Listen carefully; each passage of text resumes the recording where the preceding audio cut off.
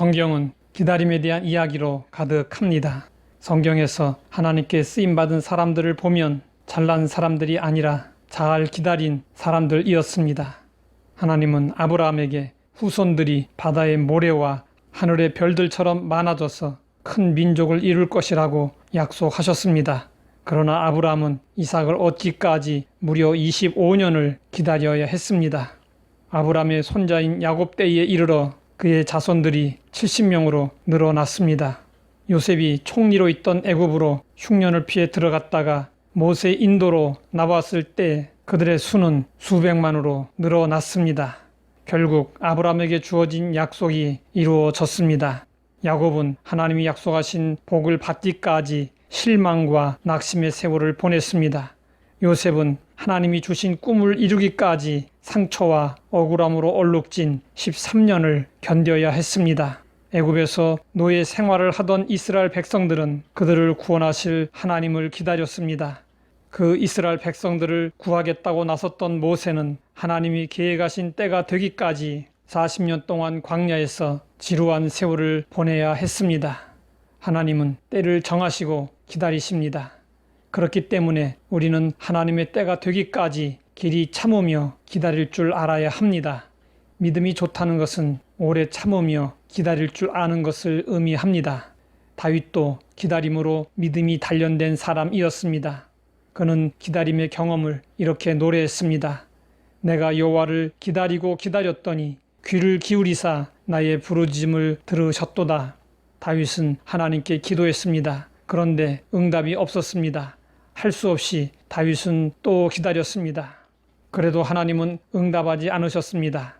그래서 다윗은 또 기도했습니다. 그러나 여전히 하나님은 응답하지 않으셨습니다. 답답했지만 다윗이 할 수 있는 일은 기다림뿐이었습니다. 다윗은 응답하시는 하나님을 믿었습니다. 그래서 그는 포기하지 않고 기다리고 기다렸습니다. 이 끈질긴 기다림이야말로 다윗의 믿음의 정수를 보여주는 것입니다.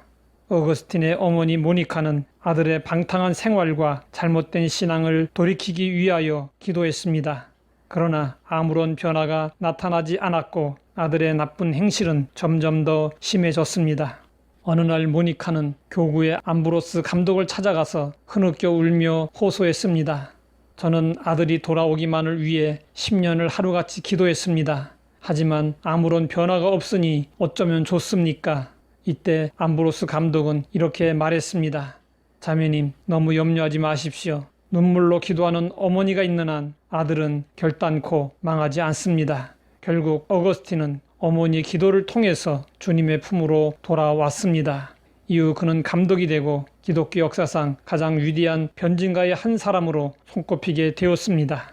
모니카의 기도와 기다림은 헛되지 않았습니다. 하나님은 사람들을 기다리게 하십니다.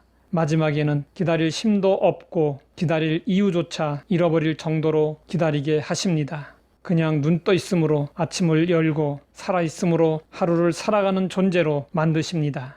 그러나 지나고 보면 그 기다림의 과정을 통해 우리는 낮아지고 작아지며 성화됩니다. 우리가 할 일과 하나님이 하실 일이 있습니다. 그것을 구분할 줄 아는 것이 지혜입니다. 내가 선택하고 결정할 수 있는 영역의 일이 있고 하나님이 결정할 영역의 일이 있습니다. 이것을 구분하고 편안한 마음으로 기대하며 기다리는 사람이 소망의 사람입니다. 하나님 아버지, 기다림의 이유를 알고 기다릴 수 있게 하시니 감사합니다. 하나님의 약속을 믿고 하나님의 때가 이르기까지 길이 참고 기다릴 수 있게 하옵소서. 예수님의 이름으로 기도드립니다.